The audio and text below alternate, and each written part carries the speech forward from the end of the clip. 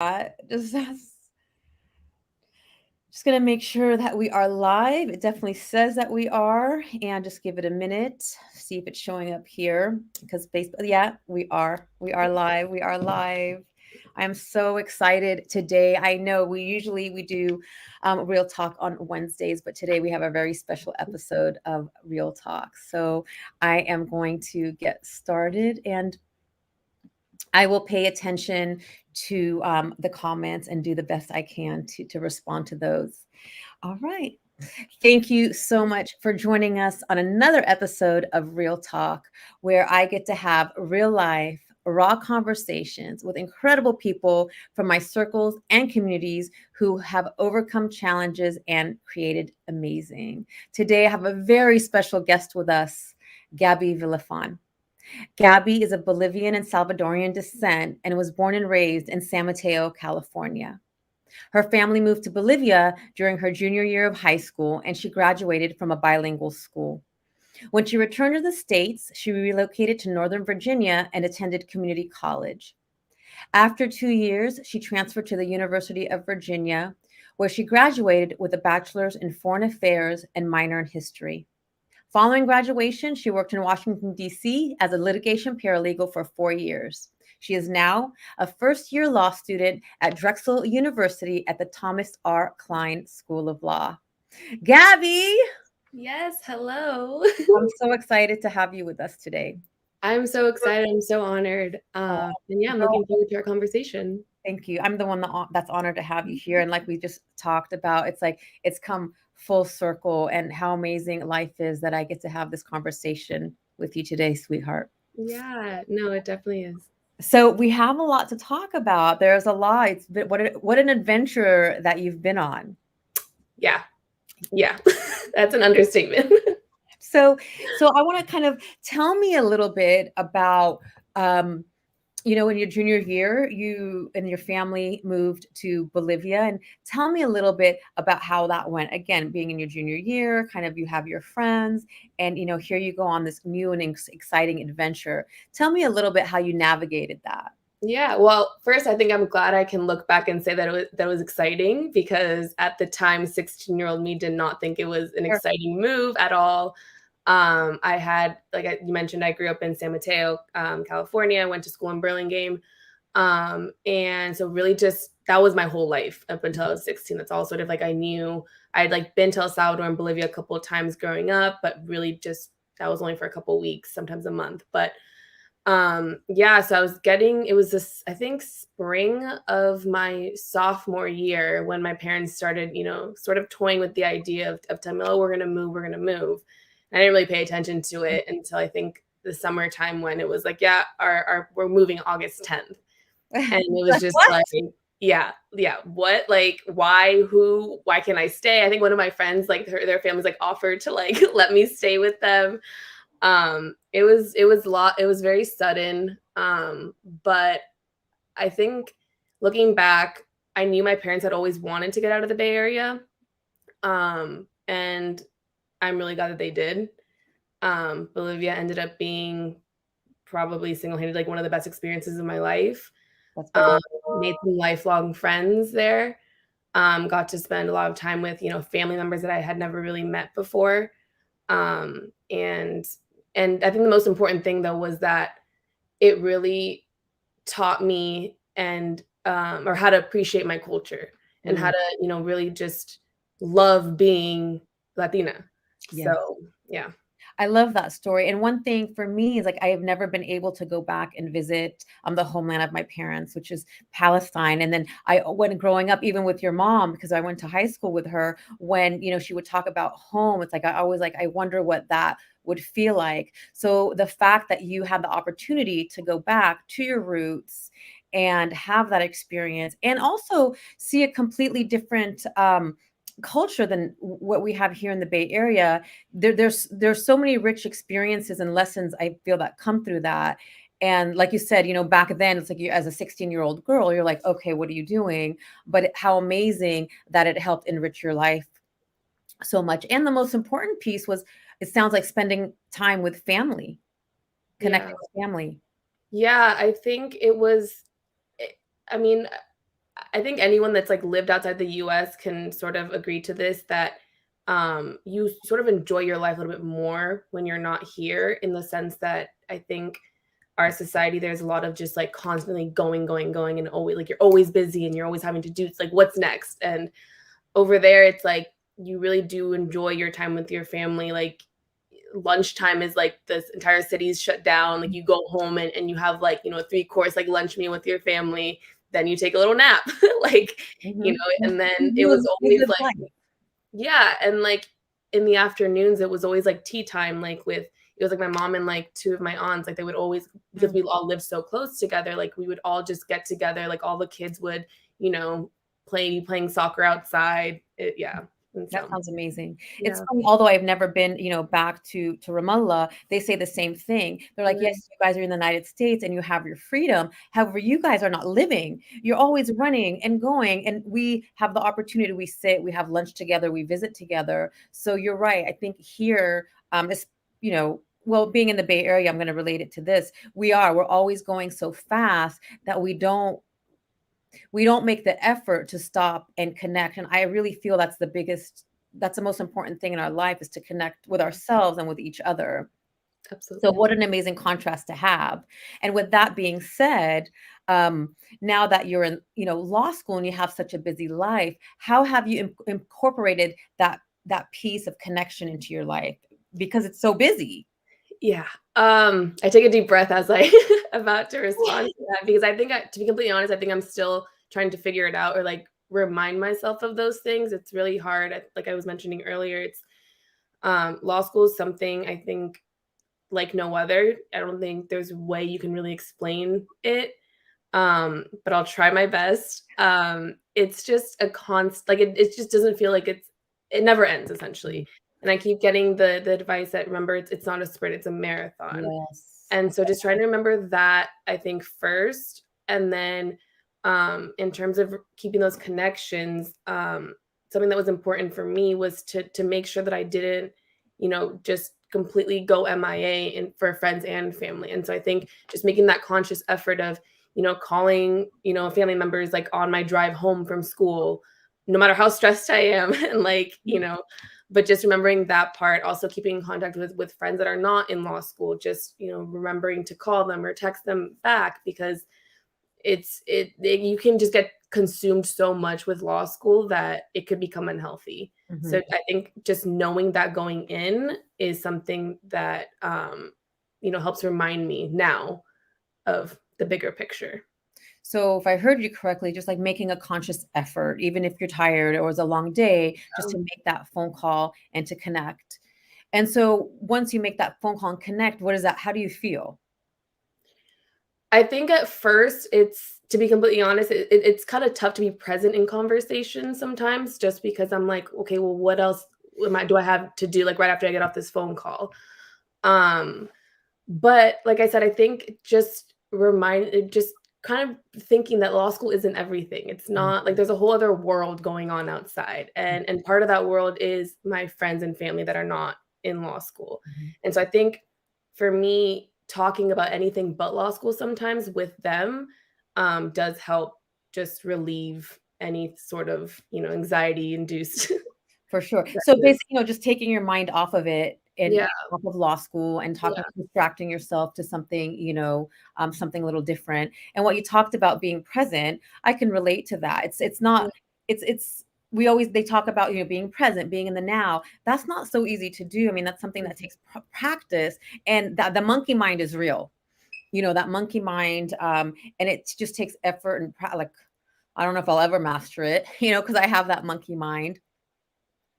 But I like what you said, is just being, making a conscious effort when I make that phone call to be present Yeah. and connect, which I think that helps me a lot when I'm having, a bad day. The minute that I can connect with someone, it makes me feel so much better.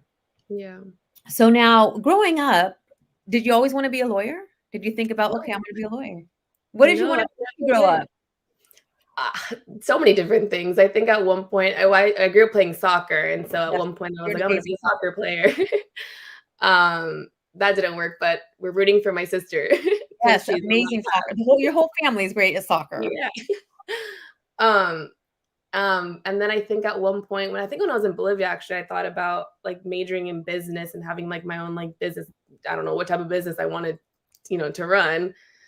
Um, I think my dad had always said, like, well, why don't you like think about like law school, like for like since I was growing up, but I was always like, no, I was like, I don't even know what that means. Like, I just didn't think about it. So in short, no, I did not know I was always going to be or wanted to be an attorney. What did you want to be other than a soccer player? Um, a teacher, so just like the typical like I honestly don't think I really knew. Even going into college, I didn't really understand like what I wanted to do. I think I had the idea of like wanting to major in business just because to me it sounded so broad, like you can do a lot of things with that. But it wasn't really until I think I was in community college. I took an English course and we read some book and it was like it had to do with like ethics and the law and I think that was like my first like kind of like light like, oh, like this is something different. I'm a little bit more interested in like learning about this. Mhm, mhm. I And love then some other experiences that had happened just sort of snowballed into this. I love that because that's how it happens. I Mhm. really believe it's like I have my sons and they're like, "I don't know what I wanna do." And I said, "You know what, son? That's okay." Because discovery is so important and who really does know what they wanna do for the rest of their life? And I love how you just use the example, like, there was a light bulb, when you're in that English class and the rest of it snowballed. Yeah. And I just wanna put it out there, like, it's okay if you don't know what you wanna do with the rest of your life. Yeah. Exploration's important, and sometimes you're gonna have, like you had the litigation, you're a litigation paralegal before you went to law, so you had that Mhm. career. So tell me, what was your motivation to go to law school? So I think it started with that class. And then I had sort of a personal experience where I needed like attorneys. And so when I was in the courtroom with them, there were two things that like really I think stuck out to me. The first was the lack of representation or just attorneys in the courtroom. I know everyone says like, courtrooms aren't like what the movies are, what the TVs like are like, and they're really not. Like there's sometimes like there aren't any attorneys in the courtroom except for like one or two. And so that was I think a really eye-opening experience in itself, just because you would see people trying to argue, their whatever they were defending or bringing, to court, and the judges just weren't engaging because they couldn't. Like there was no like legal arguments being, made. And so when I, graciously had these attorneys and they were able to, tell my story to a judge and the way they were able to tell it, I think that was super powerful for me because I think storytelling in itself is so powerful, but then Yeah. storytelling in the legal field especially is just such an incredible tool, Mhm. that really I think inspired me to want to do that. I agree, I think storytelling is incredible and it's very powerful. And now in that moment, so if I heard so when you were in that courtroom, you had your attorneys, but it seemed like other people didn't. Yeah. And Yeah. so that sparked something in you, like they didn't have someone Yeah. there to tell their story. Exactly. And I will also like add in that my attorneys, I had a very well, from the University of Virginia, I was very grateful because they were able to provide the attorneys for me because I was not going to be able to afford, the attorneys. And so that's another aspect of it too, where it really opened up my mind to how expensive this is. And so I started toying with the idea of like how can we get people the legal resources that they need Mhm. to, defend themselves in front of a judge. So tell me now, what's your why? Oof. um, so my why, I think it's rooted a lot in my family and you know both sides immigrated here for different reasons. But I think that seeing all my lived experiences combined, I think would be my why, and trying to just utilize my knowledge and trying to get as many people access to legal resources and representation as possible. Mhm. And that's so needed. Yes, it That's is. needed. Tell me, who has been the biggest influence in your life? My mom. um, I'm not gonna be the one to start crying. No, my mom, and also like I think a culmination of the women in my family. Um, I can definitively say on both sides of my family that, the matriarchy for me is everything. Mm. Um, but my mom has been, I think, just such a pivotal influence in everything that I do. Just seeing her resilience in quite literally everything Mhm. um, has just been. I couldn't have asked for a better, I think, person Mm. to lead me into this world. Yeah, I mean, your mom is definitely incredible. One of the strongest, most resilient women that I have known in my lifetime, and I can't wait to, also be able to celebrate her. So it's Yeah, not a surprise to me that she is one of your greatest influences.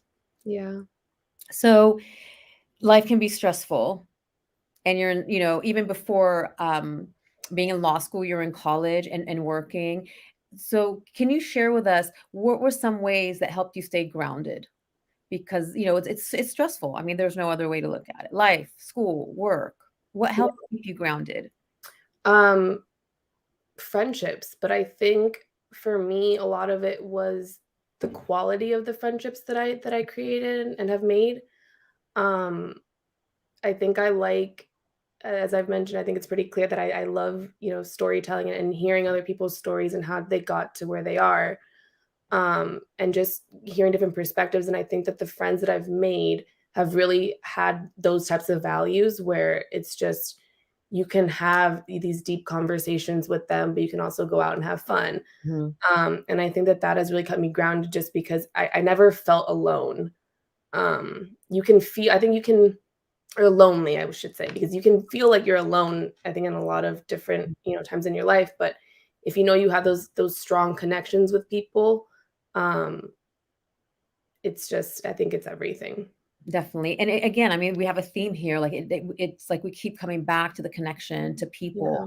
And please correct me if I'm wrong. I mean, I love technology. I get to be here with you today. yeah, During the pandemic, we've been able to connect through technology. And I feel that it's important for us to also remember that the the human connection is so important. absolutely. It's something that just fills us. Like you said, it's like when you pick up the phone, when you connect with that person, it makes you feel um, it makes you feel full. It makes you feel um, it reduces your stress. It helps you keep your life in balance. What are some other things you do to help you kind of stay grounded? So touching on the technology part of it, I turn off all my notifications on for social media. I don't have any of them on. Because I think that like I will already open it on my own and I don't need like that added like, you So know, smart. yeah, It's such a distraction. it really is. And I'm guilty of it, because I have the businesses and, the boys, and then like one distraction takes me 15 minutes. Well, that's what they say, and I believe it, to get back on track. Yeah. So you turn off your, notifications like always? Do you set Yeah, block so time? like yeah, no, for like Facebook, Instagram, Twitter, like all that, like I don't even have my notifications on. Like I have to go into the app to like see Mhm. anything that's like it like comes up. Smart. Um, yeah, I've done that. I did that, I think, probably about during the pandemic, I think, actually, is when I did it.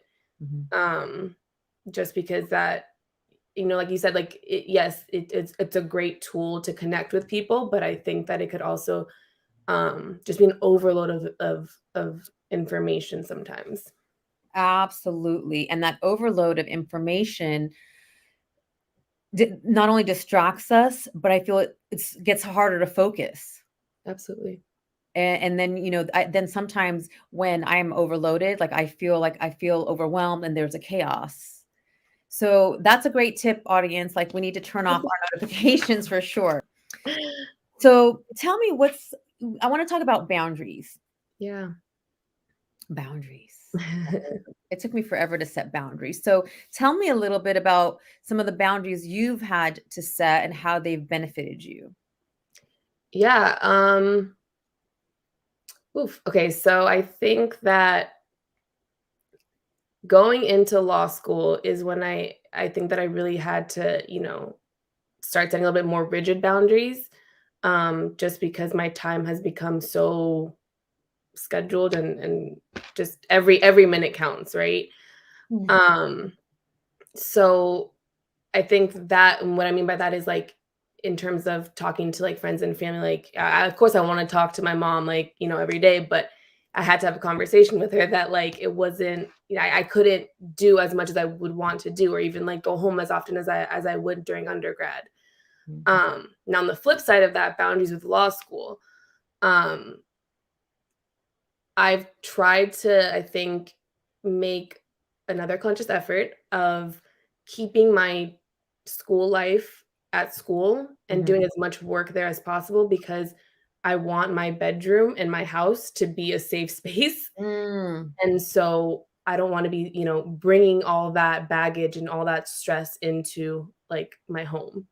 that's very smart because the energy does transfer because you're bringing it in and then you don't have a space to go where you can kind of, unwind Exactly. and be and go out of, not that, you're in fight or flight, but when we're stressed, it's like we need time to kind of relax. Yeah. And so so basically you do all of your work at the library or somewhere else. You don't bring it home. I try to do that as much as I can. There are some days where I just can't get it done, and I will have to, do a reading at home. But for the most part, yeah, I'll be in the library, like, very early in the morning until whenever the library closes, Mhm. and then I'll come home. That's smart because so many of us, including myself, I do so much of, my reading, my work, my writing in the bedroom, and there's no, you're right. It's like not, there's no time it's all there and it's always in my mind. Yeah, Thanks for and the I tip, will Gabby. yeah, but I will also say, like, I also do recognize, though, that that's not, like, something that everyone can do, especially during the Sure. pandemic. And I think that the reason why, like, I made such, like, I wanted that to happen, like, during law school is because, 1, we are in person, we're masks, but we're all in person. Mhm. During the pandemic, when I had moved back home, for about, like, I think about a little over a year, I was doing everything in my room. Mhm. Um, and that I think took a really, really big toll just because it was work in my room, working out Mhm. in my room, sleeping in my room. Like it was just like I wasn't doing anything else or Right. outside. And Yeah. then when it's time to rest, there's no distinction, and our Yeah, mind doesn't know the difference to turn it off. exactly. Mhm. And you're right, sometimes it's easier, said than done. It's funny because I just, met with, a nutritionist or a holistic person, and she said the same thing, like, "Leave everything at the door." Yeah. What? I don't know if I could do that. I'm going to make the effort. Yeah. It's like so our habits are hard, to change, but they can be changed. So Yes. this was huge. So thank you for sharing about that. It's important. So what's been one of the biggest challenges you've faced recently, and how did you overcome it? Recently. Or it could be whatever, maybe Yeah, something that I think I think a big challenge, well, being as like a Latina in law school and just being in the legal field, I think itself, um, just not seeing a lot of people that like looked like me Mm, in those higher positions. Um, I think that can bring or it can at least it increased my imposter syndrome a lot of like, should I even do this? Like, why am I here? Why am I the only one here? But I think it's important that we are in these spaces. I don't think that these spaces are just made for a particular group of people, even though sometimes it might look like that and feel like that. But um, I think that our voices and our perspectives are much needed in these spaces. I So I think, absolutely I absolutely agree with you. And I faced, I talked about the imposter syndrome last week on my show Table Topics Tuesday. And I experience, imposter syndrome often for the same reasons. It's the I'm a little bit different than the other people in the circles, and I thought, am I supposed to do this? Am I meant to do this? And I love what you just said. It's like, yes, we are to give representation, because anyone and everyone can step into any of these. It's just we haven't had the opportunity, or maybe we weren't conditioned to believe we could have the opportunity.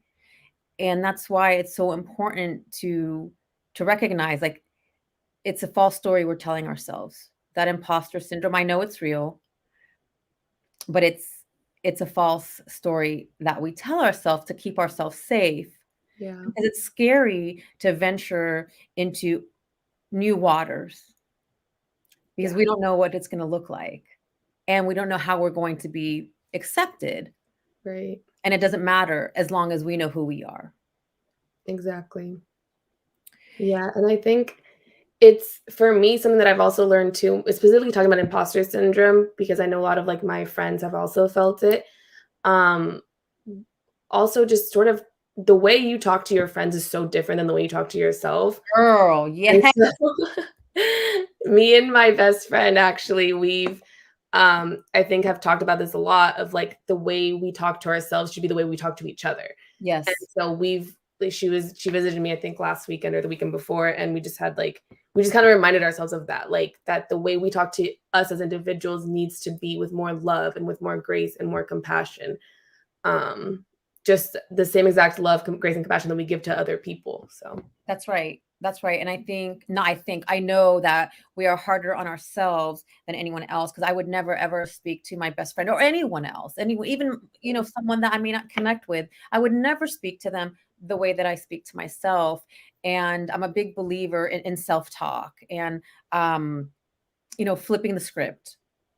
yeah, And I you telling yourself, okay, this is a story. Thank you. I know you're keeping me safe. I know I can do this. yep, Because if you weren't meant to be here, you wouldn't be here. God, the universe, always puts us on the right path to where we're supposed to be. Like that moment in your English class that you just mentioned, when you're reading the book on ethics, that was okay, that was a start. And then it all takes steps. All the little steps get us to where we're going to be. So, you know what I say to imposter syndrome? yeah. Bye, Felicia. I love that. So, and we're all human, we're all human. Yeah, And I love the authenticity. yeah. So tell me, what does empathy mean to you? Oof. For me, it means remembering that other people have other stories and what they're just presenting, like what you're exactly seeing. Mm. And so just really trying to understand where they're coming from, essentially, or why, they are the way they are, or whatever they're going through. It's like just have a little bit more grace with an acceptance, I think, Yeah. of someone else's experiences. Yeah. And that's helped me so much. I've talked about this before. I came from a world that was very judgmental, very critical. And one of the most amazing things that I've learned was to get curious, Yeah, have empathy and acceptance, because the person is only responding from their map of reality, from their beliefs, from their experiences. And who am I to judge them? exactly. Because I don't know what their experience was. Right.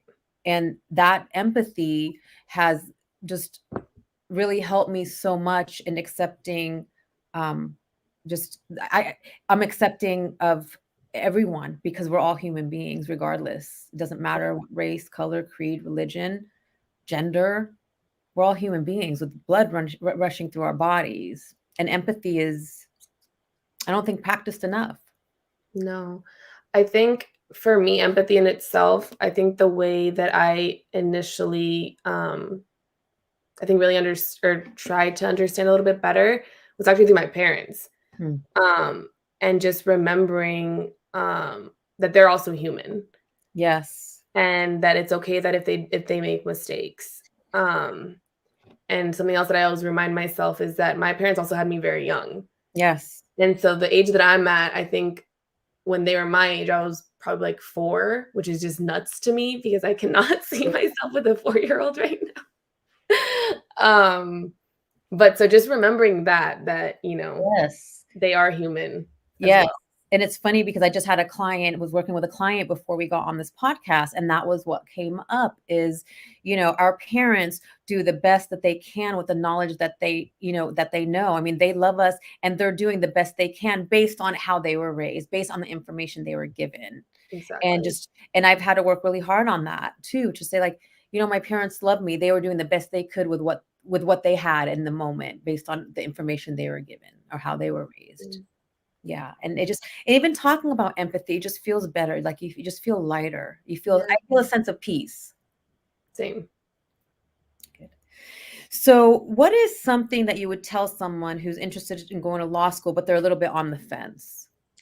Yeah. I think something that was passed on to me a lot throughout the 4 years I was a paralegal, and I always knew I wanted to go to law school, but I just needed some I knew I wanted to go, but I just didn't feel 100% ready. Mhm, But some advice that was given to me a lot of it for a lot of those 4 years was you really, really have to make sure that this is what you want to do. mhm.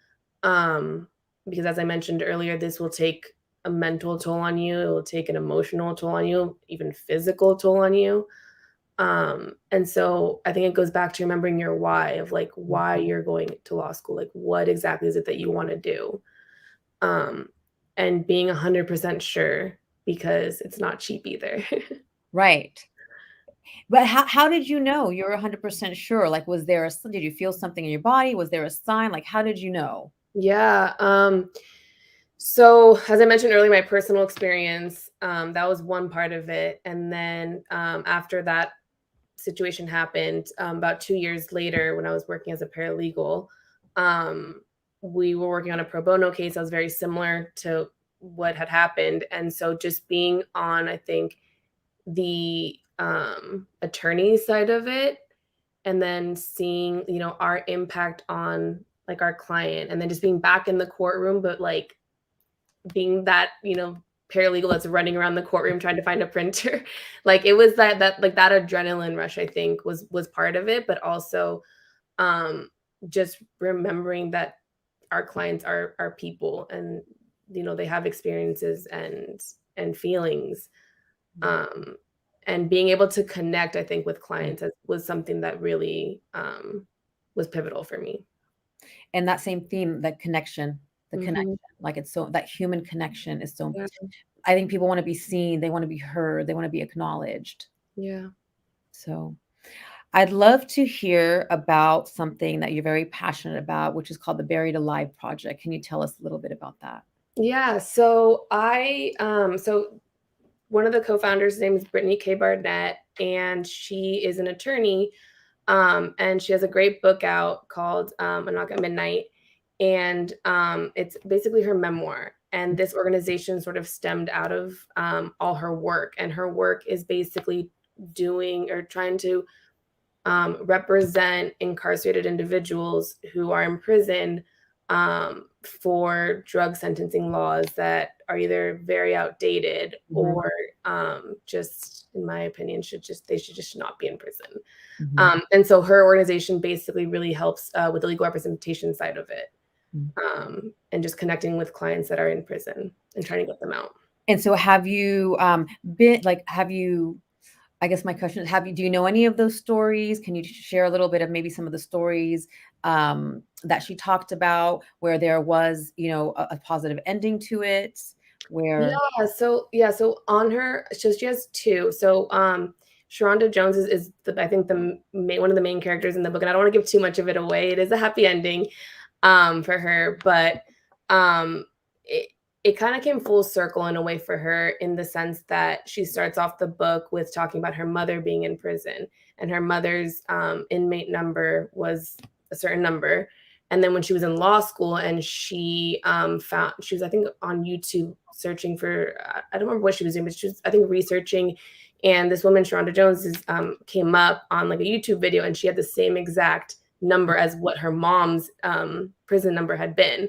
And so she essentially became very determined to helping get this woman out of prison.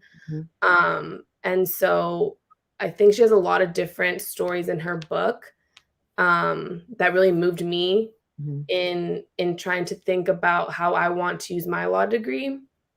And just remembering that, as mentioned earlier, that this prison population, I think it's a population that people forget a lot about often.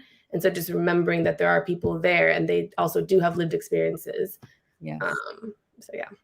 And I agree that a lot of those laws are very, outdated. And I don't know too much about this, but I am aware also that the prison system is a business, so it benefits them to keep people incarcerated. Yeah.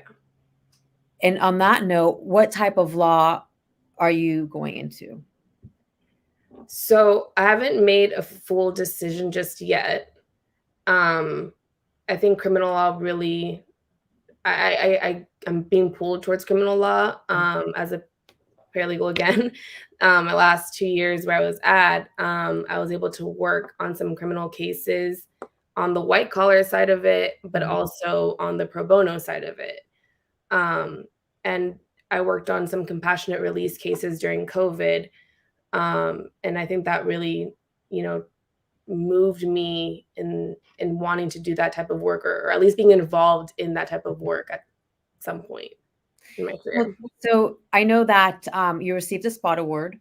Yeah. For your paralegal work on compassionate release cases. So tell us a little bit about that. That's exciting. Yeah, it was basically just a recognition of the work that I did as a paralegal. And I did a lot of, I basically helped the attorneys file all their motions related to the compassionate release cases, getting them entered in. What does that mean? What's a compassionate release case? Yeah, so basically very similar to actually what Brittany was doing. We were helping people get out of jail for either sentences that the sentencing laws that had changed from the time that these people had been sentenced to prison, and then modern day sentencing law or times of when they would have been or how long they would have been in prison.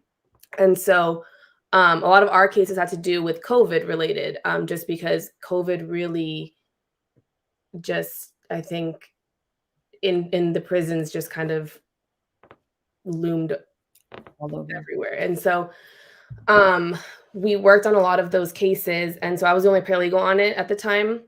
And so basically, as I mentioned, I was helping, the attorneys file their cases. I was helping them Blue Book, which is essentially just site checking their briefs, filing them, also coordinating a lot of mailings or correspondence between our firm and our clients. And that was very eye-opening because I had to learn a lot of rules that I did not know about of what you can mail to your clients in prison. Interesting. Yeah.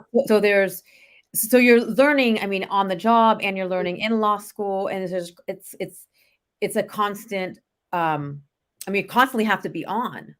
Yeah. Yeah. It was. What do you do when you turn off? I don't. I guess I'm trying to sometimes, but I think working. You're always going to be busy, but you do have sometimes you have those lulls periods where it's okay, I can take a breather today and get back into it tomorrow, have a weekend off, if that happens. With law school, it's a little bit different. As I mentioned earlier, it's some of the advice that was given to me was that it's a marathon, not a race. So just remembering that, just keeping a steady pace, I guess, throughout it. For sure. And you're the second person this week to mention that phrase. It's not a sprint, it's a marathon. Yeah. What does that mean to you? That you don't have to be on 100 every single day. That's right. Because you will burn yourself out very quickly. Yes. Yeah. And just, I think, taking it day by day, breaking up your work, day by day, hour by hour, and just remembering that because it doesn't end, like, you don't have to do everything in one night. Right. Right. Just pacing yourself Yeah. and being gentle with yourself, going back to the self-talk that we talked about earlier. Yeah. Yeah, definitely. So, if there was one thing you could do over, Gabby, if there was one thing you could do over, if there is, what would that be? Um, I'm not sure if I would do anything over, if I'm being completely honest. And that's great. Yeah, I'm a very firm believer. I think that everything does happen for a reason, and I would not be in this place if it weren't for a lot of things that I didn't even want to happen, Mhm. I that have I happened. agree. I also am a big believer that, most things, happen for a reason, and we're exactly where we are meant to be in Yeah, that moment, and if we're not where we want to be, it's we're not ready, and, we'll take the steps to get there. yeah, exactly. What keeps you, inspired and motivated on a regular, like, what just keeps you going? Um, I think I have this, frame above, like, my desk, and it sort of reminds me of, like, why I'm in law school and a little bit what I just talked about of, centering my career in terms of helping, or just providing, I think, resources to people that don't have it, um, and so I think this is part of it says nobody's free until everybody's free, Oh, and I think that can mean so many different things. Um, I just got emotional, so damn. Um, yeah, yeah, and that's your why is to yeah, work for, everyone to have a voice yeah. Yeah, well, I think, yeah, to amplify people's voices, and to in be particular, yeah, heard and seen. yeah, yeah. Well, I know you're gonna do amazing things, Thank amazing things. you, You're incredible. I'm so proud of you. thank And, you. we definitely look forward to, I definitely will keep track of your journey on, Instagram. I know that the school highlighted you and celebrated you the other day, so that Yeah, was beautiful to watch. And thank you so much for all you do, for stepping out of the box and, thank you. and doing and showing up and doing this. Yeah, Someone wants to get a hold of you if they have questions or if they're interested in, the law school journey, is there a way that they can get a hold of you? yeah, absolutely, LinkedIn, I love LinkedIn, but also just Instagram, or even Twitter. I don't use Twitter as much, I just follow people, but yeah, Instagram, Facebook, LinkedIn, my handles are just Gabby Villafan, so yeah.